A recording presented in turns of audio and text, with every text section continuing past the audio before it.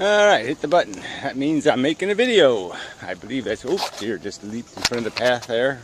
It's quite picturesque. Too bad the camera was pointed at me.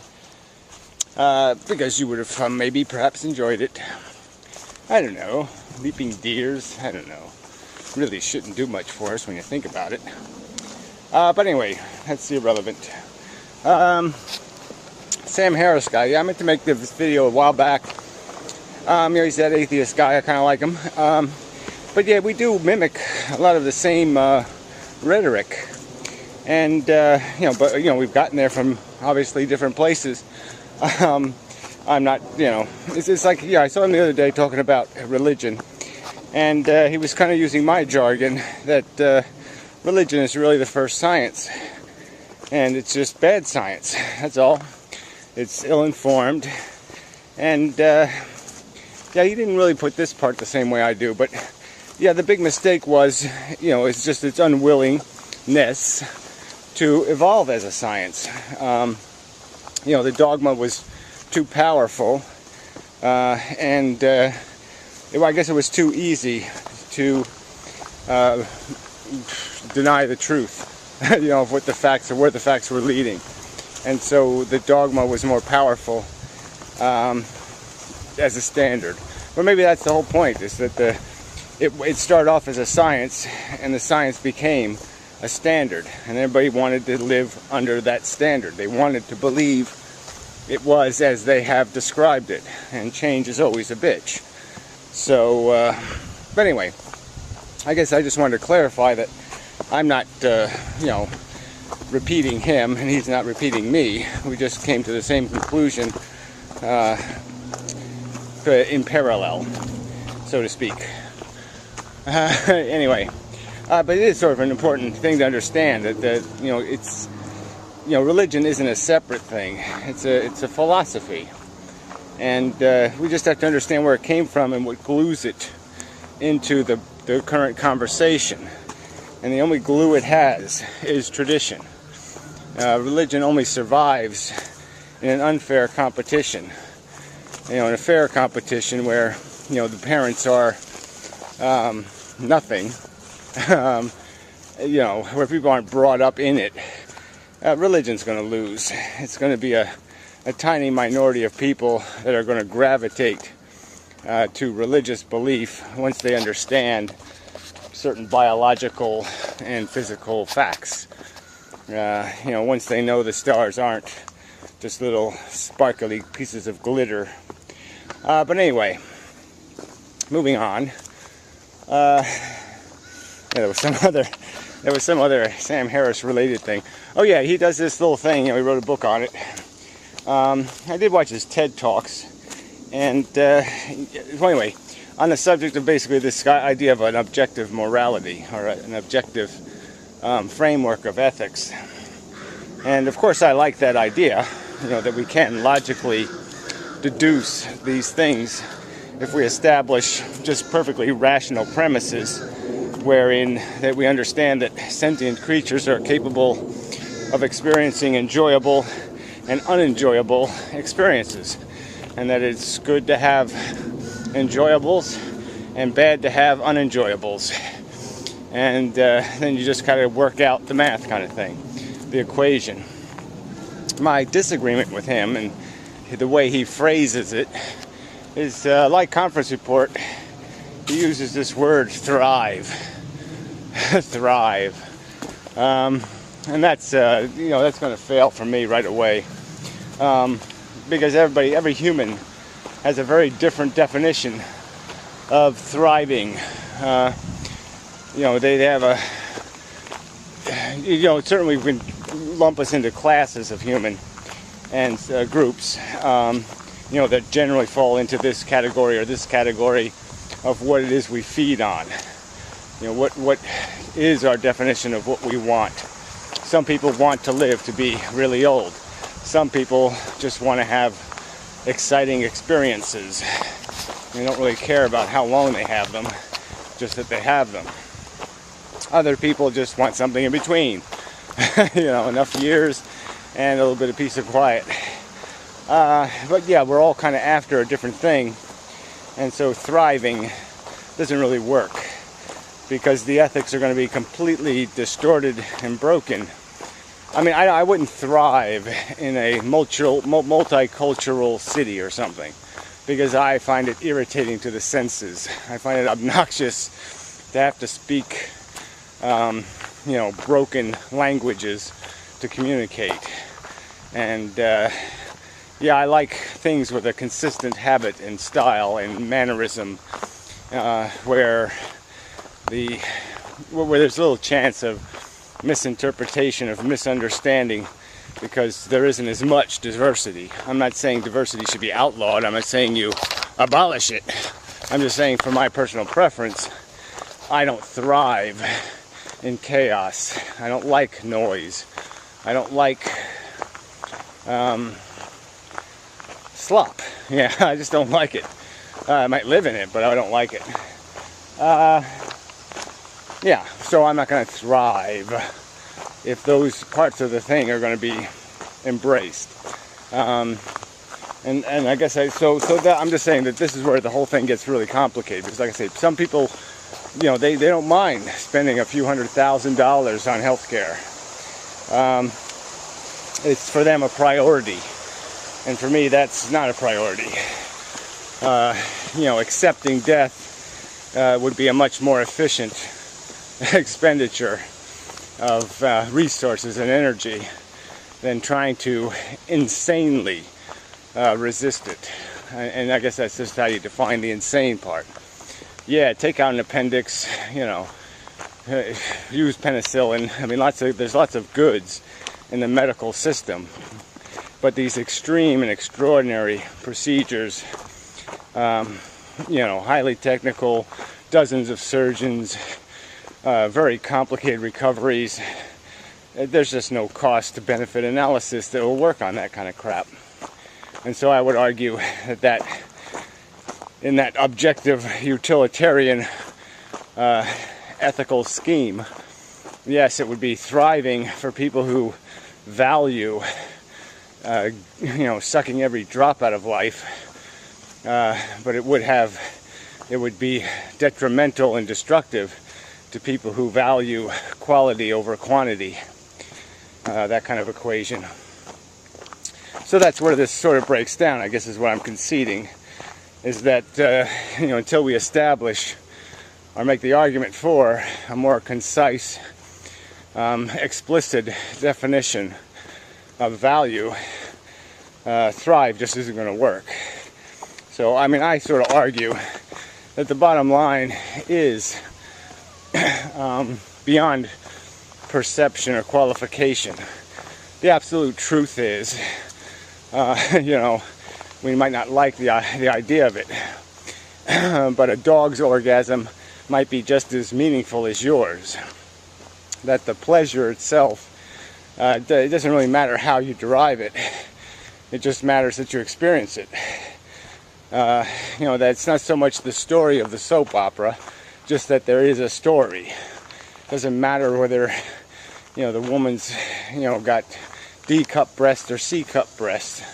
I mean, people seem to argue over this minutia, and the life game is much more simple than that. So if you're going to really justify it, I guess what I'm sort of arguing, and I'm not arguing for this, of course, but the truth is that life is a simple game. It is tic-tac-toe. It is too simple for too much brain.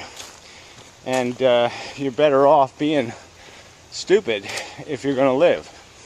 And you're better off having humans that thrive in, feeding on simplistic entertainments.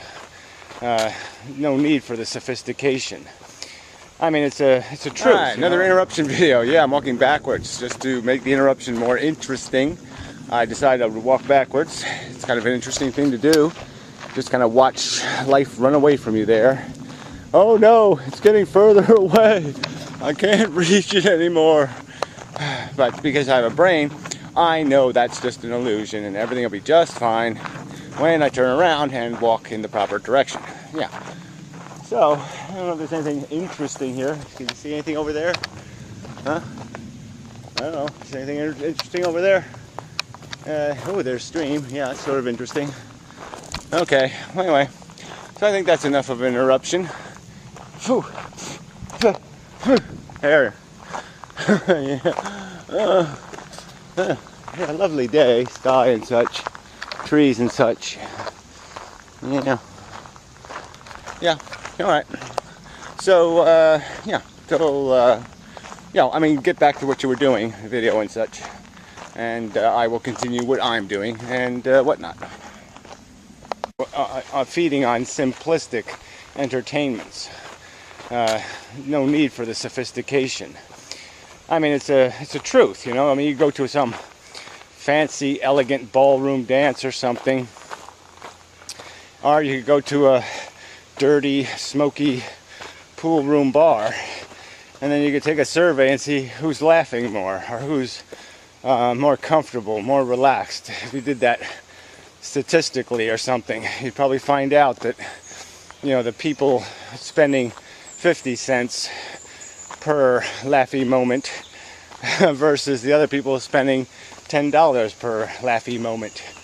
And yes, by some sophisticated sensibilities, the one kind of pleasure is higher. But is it really? I mean, if somebody's entertained musically by a Jack in the Box,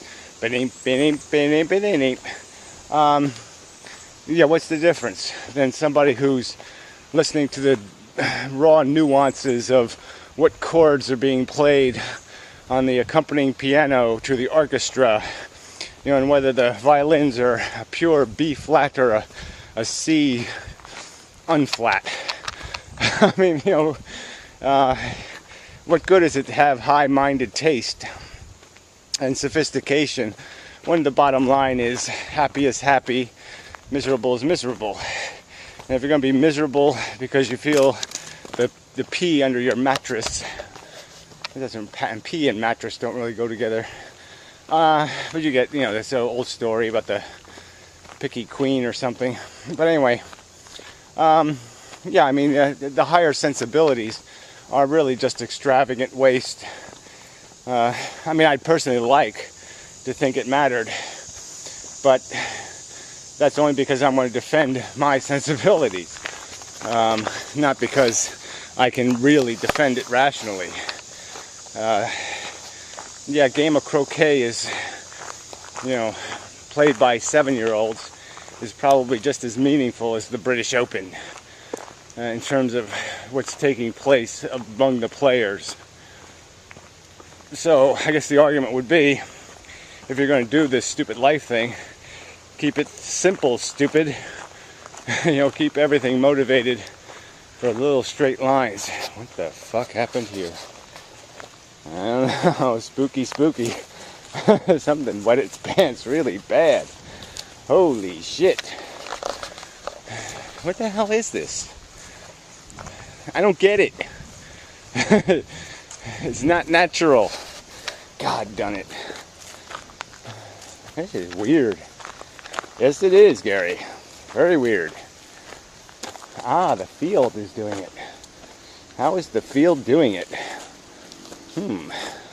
There's a big giant cow in the field. Took a big giant piss. What the fuck? They watered the trees, maybe? No, couldn't be. Whoa! Almost died, but I didn't. I wonder what the hell's going on. Their property is leaking. Well, not my problem. At least not yet. I'll be called in later as a consultant. That's what I do. I consult. Yeah. You appear to have leaky ground disease. Yes, you need some antibiotics. Look, it's a regular stream. I mean, it's flowing. So something broke. Pipe or something. Maybe the tree ate it. Maybe the tree is taking a big pee. And it's got to be a pipe there somewhere. I have to figure that one out. Anyway, sorry, interruption. Happens. So where was I? Yeah, simple. So yeah, But then you can really see how stupid it is. I mean, who wants to create a whole human race of, 70 IQ balloon chasers? I mean, yeah, they'll be happy, generally speaking. They won't have a long-term memory, let's just say. So they'll be easy to please in the sense that you can hurt them, and you can hurt them really bad, but 10 minutes later they'll be over it. Because they won't have a mind that exists in more than one place at a time. They'll just be in the moment and live for what's in front of them, whatever it is they're chasing in front of them. They're getting a little blue star. I mean, you can feed a retard really cheap. You just come up with anything. You say, does the little retard want a little rock? Look, here's a little rock. You want the little rock? I mean, it really is that bad. I mean, you can make them want anything by just pretending you want it. It's a sad truth. So anyway, so when you look at it that way, you just say, oh, yeah, that is fail. And you sort of have to look at the human race, even at this level of intelligence, I mean, by a higher standard, well, at least by my standard, we sort of look like monkeys fucking a football. I mean, we are, the human race looks pretty dumb. Really dumb wars, dumb sports, dumb entertainments, American Idol. Oh, come on. I mean, we are insipid. And, you can just imagine somebody with more elegant taste, a more elegant ballroom, a fancier, purer mattress sleeper would find us just too disgusting for words. Who wants to be, little pigs on the prairie or something? I mean, if that was the fable, it's, fuck it. I don't want to be one of the 3 little pigs. Fuck that shit. So anyway, that's what it comes down to. You can't, utilitarian, unitarian, completitarian, netitarian value equation just can't be run away from. We are all consciousnesses. We all create plus and minus value. You just can't. If you're not going to do the math on the whole page, do all the numbers in the equation, then you're not doing the math. If all you're doing is figuring out how it affects you, you are just such a waste. You're doing nothing. Your brain might as well be a pig's brain. It might as well be nothing. It might as well be a foot, because your brain is of no use. It has no functionality. You either do all the math or you do none of the math. You can't just do half the equation. And ignoring the utilitarian reality of our circumstance, ignoring the fact that I'm conscious, you're conscious, everything's conscious, blah, blah, blah, and it all has to be accounted for. Yeah, that's the way it is. The future, the past, it's all part of it. And if you're going to pretend it isn't, you might as well just drink some lead paint. So anyway, until next time. Getting hot. Which, it's pretty good. I like hot.